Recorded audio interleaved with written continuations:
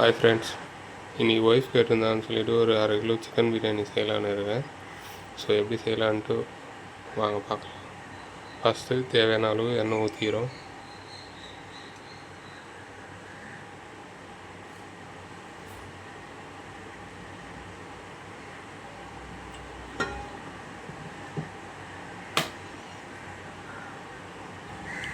எண்ணெய் சூடானதுக்கப்புறம் எடுத்து வச்சுருக்க பட்டை, லவங்கம், ஏலக்காய், ஸோ கசகசா, சோம்பு இது எல்லாத்தையும் நம்ம போடுறோம்.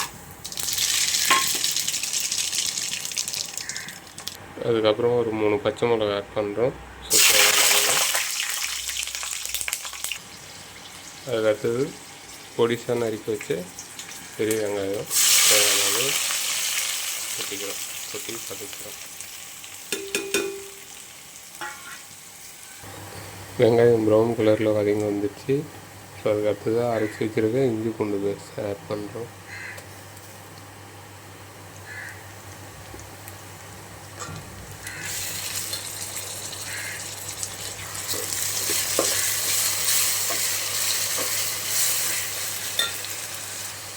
இஞ்சி பூண்டு ஆட் பண்ணிவிட்டு நல்லா பச்சை வாசம் போகிற வரைக்கும் இப்போ நல்லா கிண்டி வச்சு செய்கிறேங்க. ஏன்னா கிண்டி இல்லைன்னா அடி பிடிச்சிரும். இஞ்சி பூண்டு பேஸ்ட்டு நல்லா வதங்கிடுச்சு. ஸோ நம்ம அதுக்கு அடுத்தது ஆட் பண்ண போகிறது காஷ்மீர் ரெட் சில்லி. ஸோ நம்ம இந்த ஸ்டேஜில் ஆட் பண்ணிப்போம். ஸோ கலருக்காக வேண்டி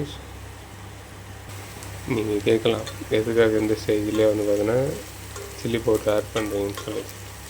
ஏன்னா நம்ம பார்த்தீங்கன்னா கலர் பவுடர் பார்த்தீங்கன்னா நம்ம யூஸ் பண்ண போகிறது கிடையாது. ஸோ அதனால் பார்த்தீங்கன்னா நம்ம இப்போவே ரெட் சில்லி ஆட் பண்ணுறோம். ஸோ அதனால் நமக்கு கலர் கொடுக்கும். அதுக்கப்புறமா நம்ம நறுக்கி வச்சு தக்காளி பண்ணுறோம்.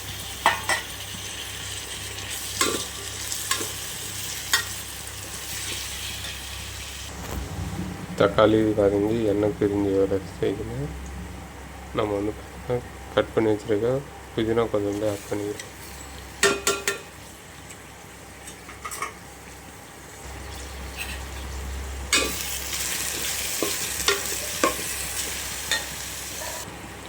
கொத்தமல்லி வதங்கினதுக்கப்புறம் நம்ம எடுத்து வச்சுருக்க தயிர் ஊற்றணும்.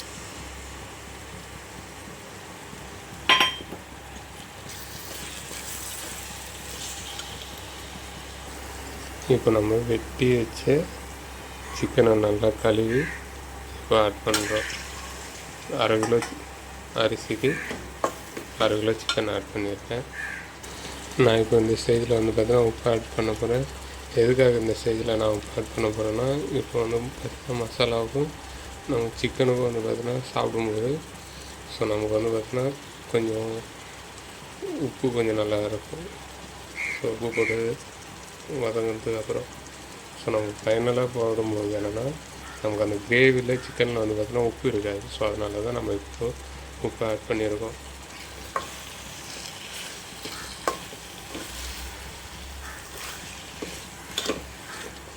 உப்பு போட்டு நல்லா கிளறி விட்டுப்போம். ஒரு 10 நிமிஷத்துக்கு நம்ம சிக்கனை பார்த்தீங்கன்னா வதக்குவோம் நல்லா. அடுத்ததான் நம்ம பிரியாணிக்கு தேவையான தண்ணி ஊற்றிடுவோம்.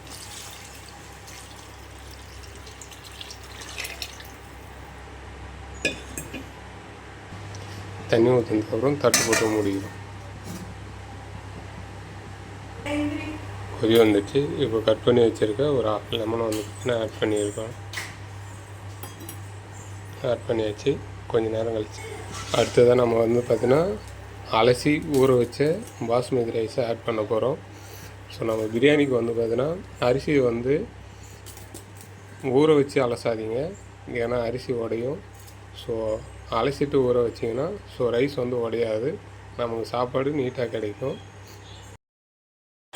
இப்போ தண்ணி எழுத்திச்சு. அடுத்ததாக பார்த்தீங்கன்னா நம்ம தம் போடுற ஸ்டேஜ் தம் போட போகிறோம். இப்போ தம் போடுறதுக்கு தவாவை பார்த்தீங்கன்னா கீழே வச்சுட்டு அனலை பார்த்தீங்கன்னா ஹை ஃப்ளேமில் வச்சுப்போம். ஹை ஃப்ளேமில் வச்சுட்டு மூடிப்போம். மூடிட்டு மேலே வெயிட் பேலன்ஸ் பண்ணுறதுக்காக தண்ணியை கொஞ்சம் பிடிச்சி வச்சுக்கிறோம். 25 மினிட்ஸ்க்கு அப்புறம் தம் போட்டு நம்ம இறக்க போகிறோம். ஸோ தம் போட்டு இறக்கும்போது எப்படி இருக்குன்னு பார்ப்போம்.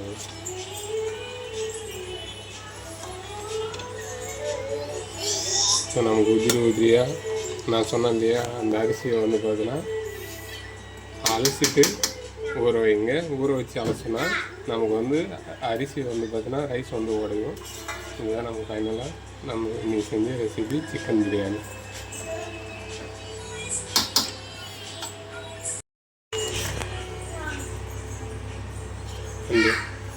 ஃபைனலாக நம்ம யாருக்காக செஞ்சோமோ ஒய்ஃப்காக செஞ்ச என்னுடைய ஒய்ஃப்காக. ஸோ அவங்களுக்கு சர்வ் பண்ணி எடுத்துகிட்டு போய்ட்டு கொடுப்போம். சாப்பிட்டு எப்படி இருக்குன்னு சொல்லுங்கள்.